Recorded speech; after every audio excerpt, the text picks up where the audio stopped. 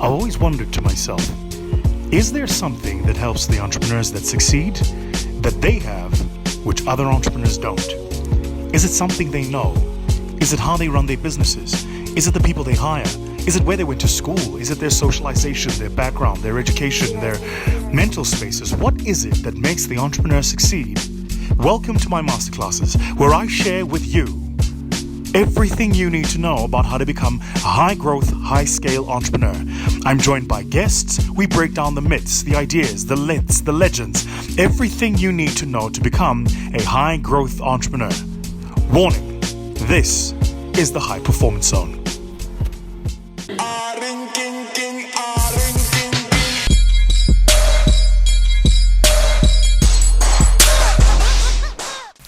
Yes, ma'am. I probably just want to contribute. Yes, go for it. Because I think part of why we're here, we're going through the struggle we're talking about, is firstly, personally, I share that sentiment. There's no transformation without ownership. Yeah.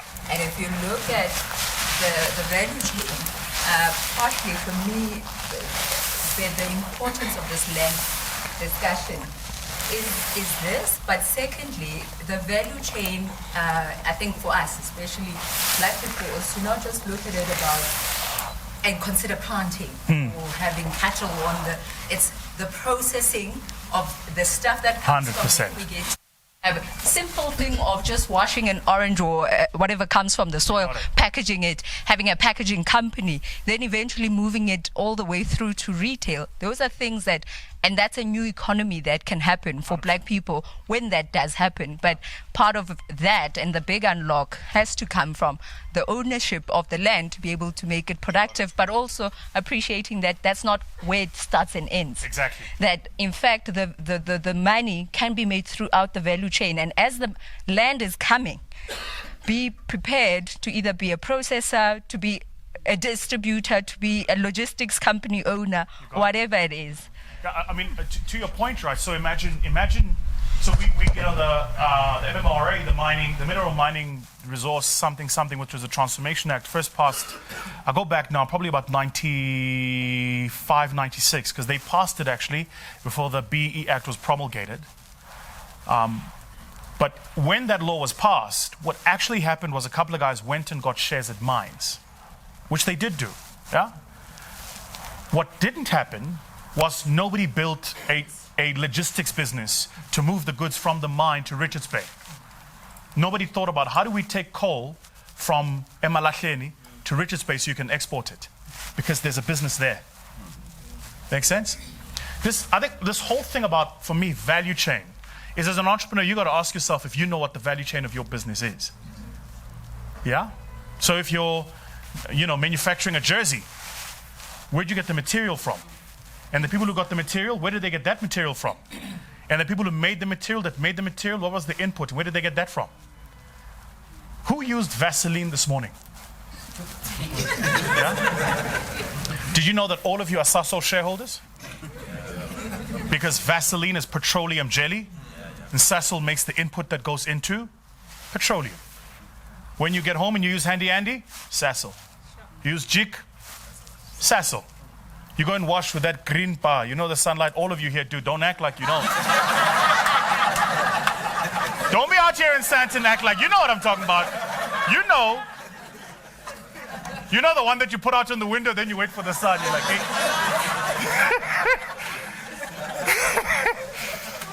Yes, sir. Hi guys, my name is Tumile. Hi, Tumile. From Macedonia. Now, speaking in the context of value chain, well, I've got a Chisanyama, and we actually sell the best liver and the best chicken. My man. So hands up if you think you should give us a free meal just to test. We all in. No, I don't mind giving you a free meal because I know you're going to buy the next time.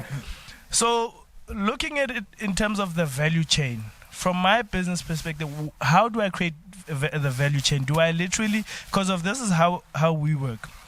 We buy from an abattoir that actually gives us 4 quarters. We then turn the 4 quarters into wors. We buy liver and all that. Now, does then the value chain say that... Hold on. So you buy 4 quarters from the abattoir? From the abattoir. So you don't buy wors? We don't buy wors. We make our own. You wors. make the wors? We make the wors. Yeah, dude, you're there, man. Like, you're on your way up. Yeah, but carry on. But now, in terms of the issues, the context of value chain, does it mean now I need to go look for the land, buy the cow? Hell no. Hell no. No. Okay. No, that's all. No. No. Comrade. Fighter, come back, fighter. Look. Yeah, the fighter must come back. No, look. You will destroy your business if you don't focus, right? So, you guys know about the Steinhoff collapse, right? Now, if you read the documentation about what Steinhoff did, is in effect, Steinhoff so this first thing, this is called as vertical integration. The reason it's called vertical integration is because you vertically integrate your supply chain up and your value chain down. Make sense? Right. But one of the things that Steinhoff did, it wasn't just the only crime, but one of the things they did is they started buying, vertically up. And then their input pricing was the wrong input price. It's called transfer pricing in tax terms. Where you produce something, you produce it for a certain price, and you sell it internally at that price. When you report to the revenue authority, you say, no, actually, it didn't cost $20, it cost 40. And because you run your own books, the revenue authority doesn't know. So you minimize the profit you make, which means you minimize the tax you pay. You know when they talk about profit shifting, transfer pricing, this is what they talk about. Base erosion is when you take what's happening at retail and you spread it across countries. So you go, we're in 100 countries. We made 100 billion. But there's one country that wants me to pay 50% tax and another one that wants me to pay 0% tax. So I'm going to assume 80% of my revenue came from the one that I pay 0% tax. It's called base erosion. And you erode the base of the tax where they get the tax income from. Big problem, right? But the question you're asking, in my game, my perspective would be focus. So if I was you, I would think like Luckin Coffee. Do you know Luckin Coffee? Oh man, they're so cool. Chinese coffee company. They're now at 2,800 stores. Listen to this. They're 3 years old, dude. 2,800 stores. They're 3 years old. It's one thing, y'all got to get this about the Chinese, man. When those guys say, touch, let's go. Touch, let's go, you know? Very deliberate, very focused, right? But Luckin Store has become a nightmare for Starbucks in China. Starbucks is now 11 years in China. They're at 4,000 stores. Which means in 18 months' time, Luckin Store is going to beat the terminal growth value of Starbucks. You know what Luckin Store did? They went right price, convenience. They built an app at the front end of their business. I wouldn't suggest you do that, but that's what they did. And they got the price just right. And they started moving volume. 3 years in, they're still not making profits. So to answer your question, do you want to own everything? No. What you want to have is own relationships. Yeah? Have you ever received an order to do something and before you do it, the place where you buy, they say pay so much up front? Yeah. What that reflects is that you've got poor network capital. That's what we call it. Your network, you have a network, but your capital is bad. People don't know you, they don't trust you. So rather than go to, I don't know, Melrose Arch and have cappuccino meetings, maybe what you do is you go visit the farmer and you spend some time with him at his house and you let him make you a poiki and you tell him all about Shisanyama and the growth and the urban growth in the black market, the emerging middle class, and how he can overtake Karan beef if he makes himself a strategic relationship with you. But you've got to give me some sort of credit line. Make sense? So I'll tell you guys a story. I used to own, anyone here know that I used to own a food services business? Yeah, I got clapped. Where's Mpama Kasinyaka? That one. I got a proper, guys, and maybe this is something so the first thing about me is I don't tell people everything I do. And I'm learning this the hard way. Now what I'm actually going to start doing is I want to start sharing as often where I fail as when I do succeed. Yes. Because I think it's a lie to just tell people when it's going well. And people go, oh no, this guy is coining it. So I had a food services because I used to work in Africa's largest food distributor company called Metro Cash and Carry. And I was a director there. And when I left, a part of my leaving the company, I said to them, I want to take the whole unit I was running. When I was running it, it was 460 million.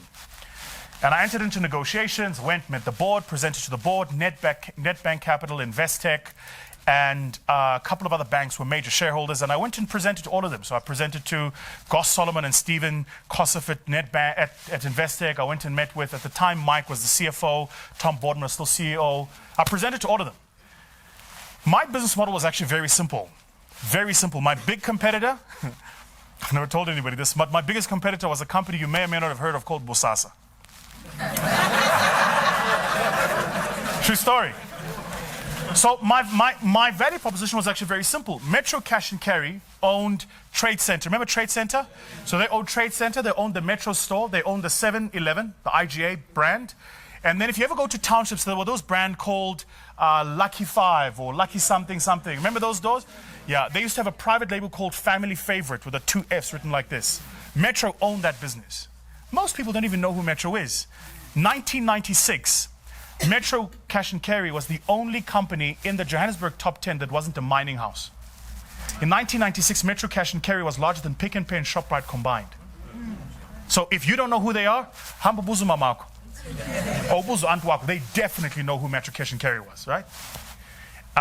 When I left, there were about 17 billion. So they'd lost a lot of money. Anyway, so I'm leaving because the CEO decides he wants to take a new direction. And I was running this unit, and I said to him, but I've been running this thing for like 4 years. You can't just close it. So I convinced him, and then, as I said, presented to the board, presented to the funders. So here was my pitch. My pitch was the whole business unit with the customers, give it to me. I'll run it, Vusi Tembegwayo, as a standalone business.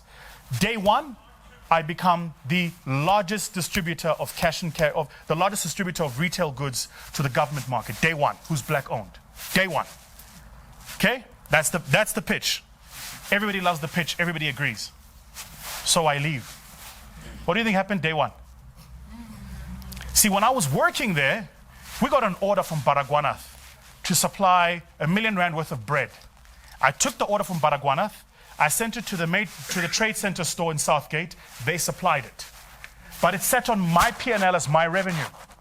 You guys get it? Yeah. Now, I get the order from Baragwanath for a bar. I go to them and I say, well you got to pay us.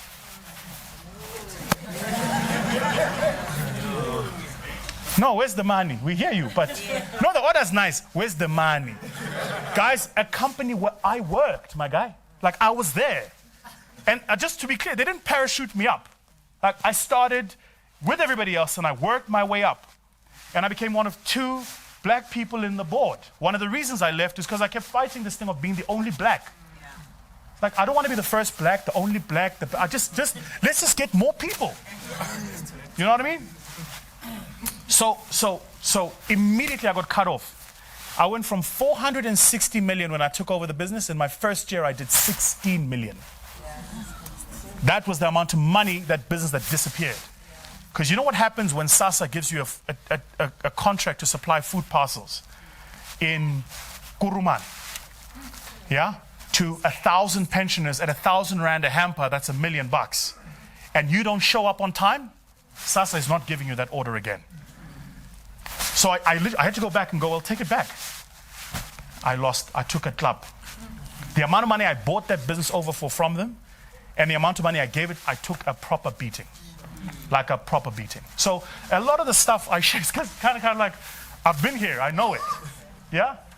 What I needed to do, in hindsight, was to make sure that I developed these relationships. The mistake I made was I went and spoke to Metro only.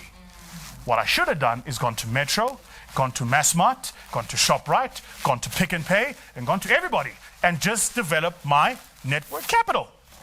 So that if the one decides they're not supplying me, I'll go to the next one. You know, but that's you guys know better than me. That's the crime of entrepreneurship in this country, right? Like, when you're employed, the risk rating you get is fantastic. The minute you leave a job, the same bank all of a sudden says you're higher risk, but you're the same person. You're like, but nothing changed. In a month, they're like, no. You're like, but nothing changed. I'm the same guy. Touch me, I bleed. You know, it's just like. Is there another question on this before we move on? Yeah? Let me take the lady. I'll come to you now. No, yes, ma'am. These are cool. Let's get them in. They are made in the software. They're made where? In the software. Oh, you can take them back. No.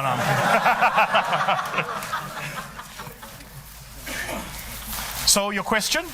My question is talking about the value chain. Yes. I got very interested. Right. They are made from the grass from the mountains of Lesotho. Yes. Done by a group of women from the communities, different communities. Yes. So what I do, because usually you find that they make the usual mokoroto hair. Yes. But I come up with the designs because they've got the skills. I was figuring out how my value chain looks like when you're talking. But what I want to know now, how do I make sure that I don't shoot myself on the head in case I find too many orders? That's the first question. Oh. And then the second question, how do I improve my distribution? In terms of distribution, because I cannot do everything, how do I do that? Don't go stand there. So the one about having too many orders, yeah, you're not going to circumvent that problem, so don't try to. Yeah, it's like I race cars. You know how you know when you really are pushing a car to the limit? When the engine overheats. You know, so any of you here whose business is in a growth cycle, one of the ways you know that your business is in a growth cycle is when you're dealing with a problem that you didn't anticipate. If you can anticipate the problems, it means your business is lagging your planning. It should never be that way. Your planning should always lag your market, because then it means you've underprojected market potential. Make sense? So get to the point where you have too many orders and you can't supply them. That's a great point to get to. When you get there, phone us. You know, not because we can help, but because I can probably introduce you to a couple of people who know how to give you short-term bridging capital to make sure that you can circumvent that problem, right? Your second one about the value chain was how do you integrate the value chain? You kind of have it already because you're producing at source. If I was you, I think the question you've got to make is if you want to become a producer or a retailer. My inclination would be that I actually want to go further up the value chain. So if I was you, I'd focus on manufacture. And rather than focus on retailing these hats, I'd focus on finding amazing people to retail their hats. Then I'd create one concept store. And that concept store, I'd create the brand experience of what you should get when you use the hat. Think Maxhosa. You get it? Yeah.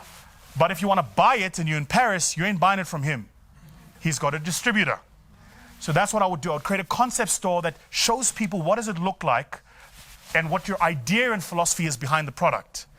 Then I'd focus on finding and empowering other entrepreneurs and get them to sell the hats for you. You never give them the goods on consignment. They've got to provide some money up front. You provide them with the goods. The money up front gives you working capital. The concept store helps you build brand, and you already control the manufacturer. That's what I'd do.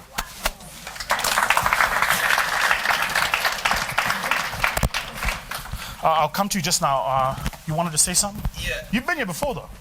Not here. I've been to your office before. My man. Right, good man. Right, everybody. So I wanted to make a case for tech entrepreneurs, right? My man. They're always in the room, by the way. Yeah. So I mean, I look at it from the perspective of I look at like your Red Merchant Banks, Yeah. your own Alpha Code. Yeah. So I mean, they incubate and accelerate and invest in startups. Yeah. Why? Because they want to control the value chain, essentially, right? And get disruptors in the space so that they can control that. So the question is then, what should we think, or at what level should we think as tech entrepreneurs to effectively play in a disruptive space that's really solving real issues for the South African context, and as well as being in a place where we're so disruptive that we get your big firms buying us and large stakes, right? Yeah. Because we are disrupting their business models, disrupting, their value chains essentially. Cool, man. Thanks, Katlego. It's actually, by the way, Katlego and I didn't plan it, but the question he's asked is actually the next stage in this process. So, where is my pen? So you go. Everybody clear on product? On product, you go distribution, you go value chain. The kind of the pinnacle of what you get to, and we see it, if entrepreneurs come in and start talking this language at this level, they are very seasoned. They've been through business a couple of times, and usually they've had a successful exit. They built something and sold it. And the reason they're answering a question at this level is because the business they sold before created value at this level. Make sense? And that's up here. It's kind of what you're talking about.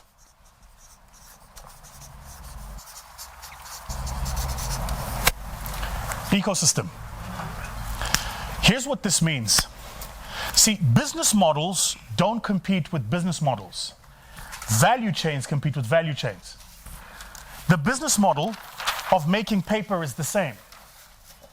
So if you and I are in a paper business, who wins? The one with a better value chain. Because the business model is the same. I lost them.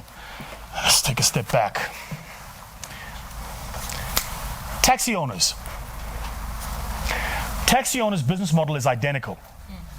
By the way, I would love to write a book on taxi owners, man. I tell you why, guys, because I actually think there's more to learn from them than there is from MBA classes. Let me break this down for you. Think about the genius of these guys. Just let me wax lyrical a little bit. I'm sit here like my uncle. So, let me break it down for you. These guys understand CapEx because they have to get capital up front, spend capital expenditure on a large asset called a taxi. Yeah? So they go and they buy a large asset called a taxi. They also understand depreciation because they know how long the taxi is going to last for based on how it's driven, which means they've got an algorithm in their head. They've just never put it down on an Excel spreadsheet or a macros. It's there. But they know the distance the taxi has to travel, which means they understand the cost per kilometer based on utility, based on wear and tear. There's a whole model there. And then they backward integrate to go, so the capital cost is X. Y'all ain't following me. Y'all ain't following me. I'm going to break this down. Okay, so they go, the CapEx for the taxi is 200,000. Yeah? It's going to last me, because it's a taxi, 30 years. See what I did there? Have you ever gotten in a taxi and prayed? You never had to pray before? I've been in a couple, man. Have you ever gotten in a taxi and there's a hole in the middle and then you're sitting like this? Like,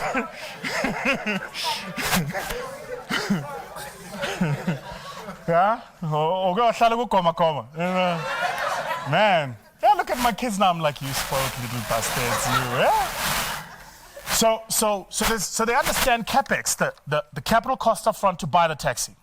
But they also understand utility, which is the timeline of how long to use the taxi. But a taxi doesn't run on water.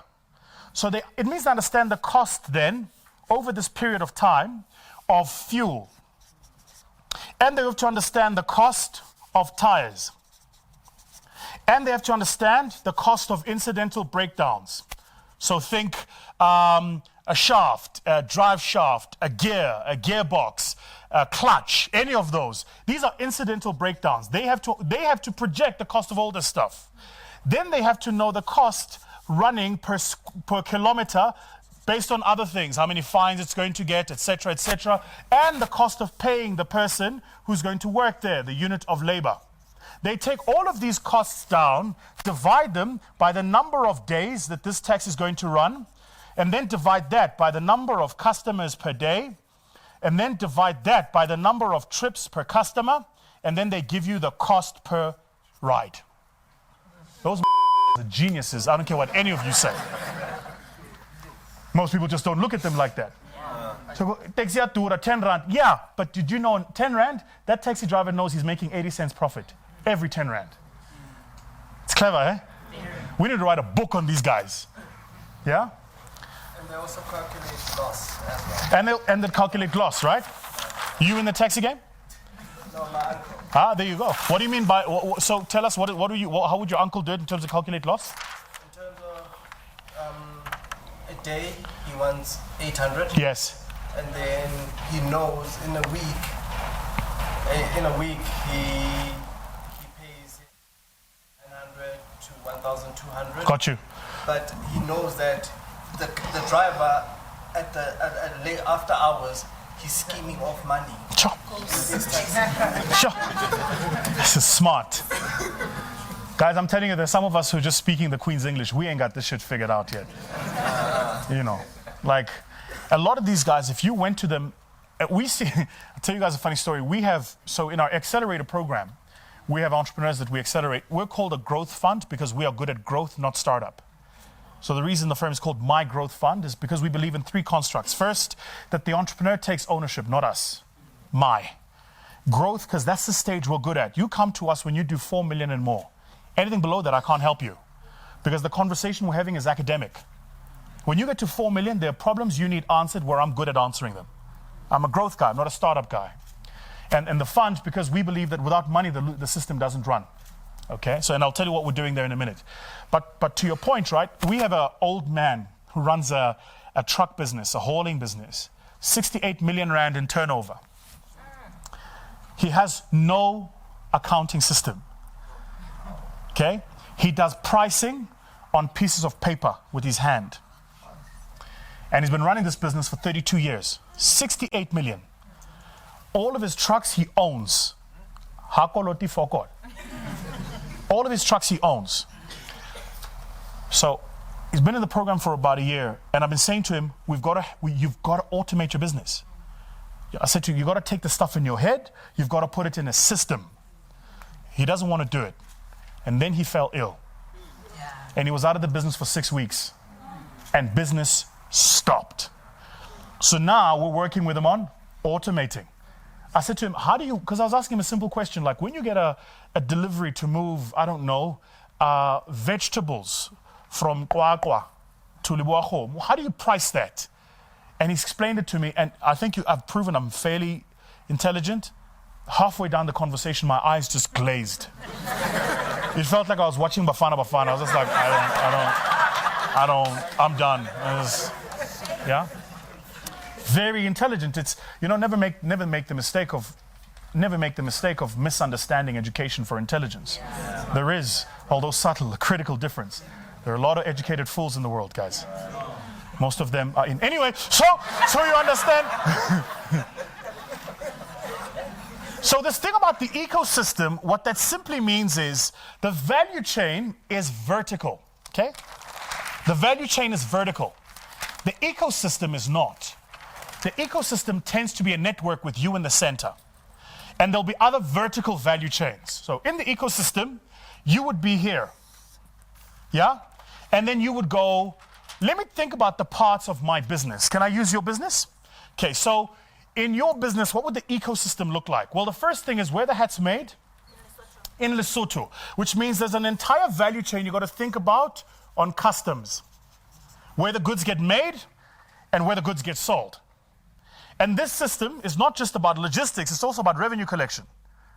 Because if you have a cost base of people who work in Lesotho and customers who are buying in South Africa, even though we're a CMA, a common monetary area, as you move money from country to country, there are charges.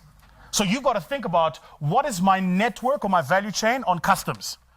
Let's imagine you make these hats, and for whatever reason, there is an issue between South Africa and Lesotho. There hasn't been one since Telezi was president for a week. But, do you guys know the story? People don't know the story?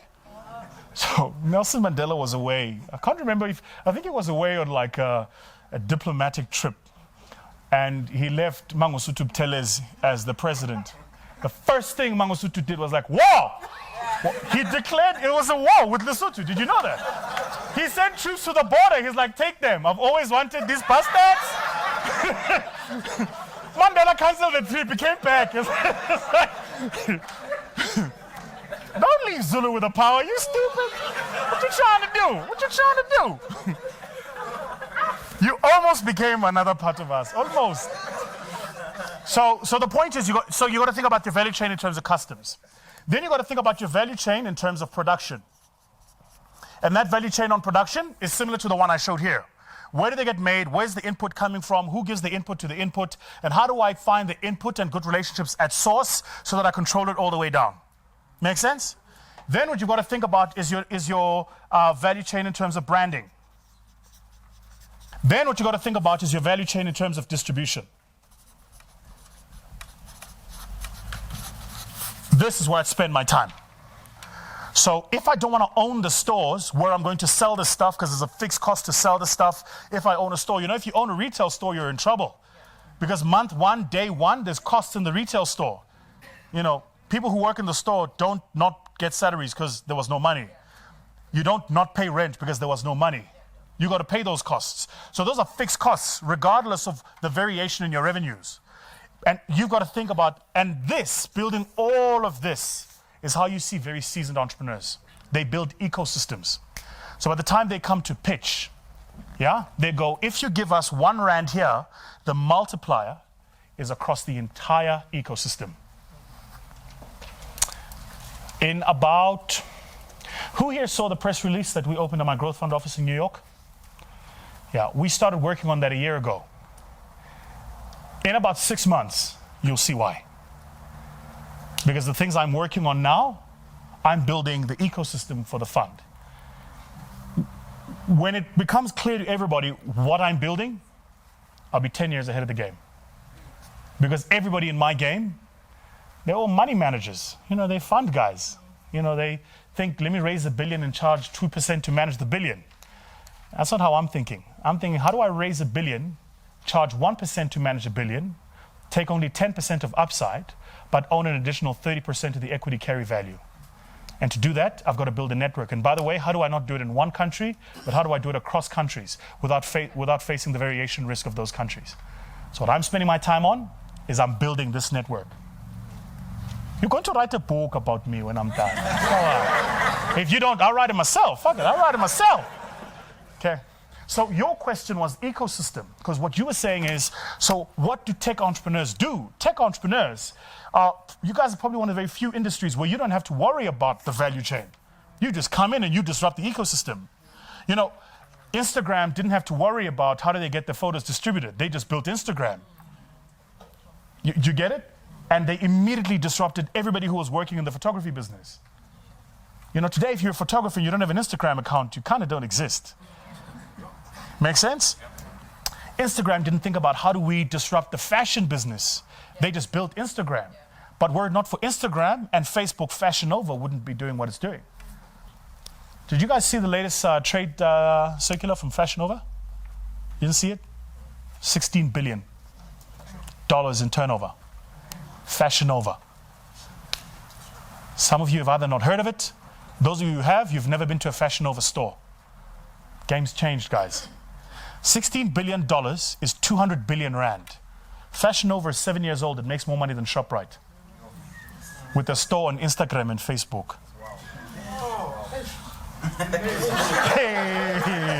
Hey, guys. Like, I'm telling you, the game has changed. The game has changed. The game has changed. So I like Jay-Z when he says, call me an expert, never. I'm a student of the game. Never be an expert. Always be a student of the game. Stay humble. Keep your, we call it a low center of gravity. Keep your ego low. Always open to what's happening and what's moving.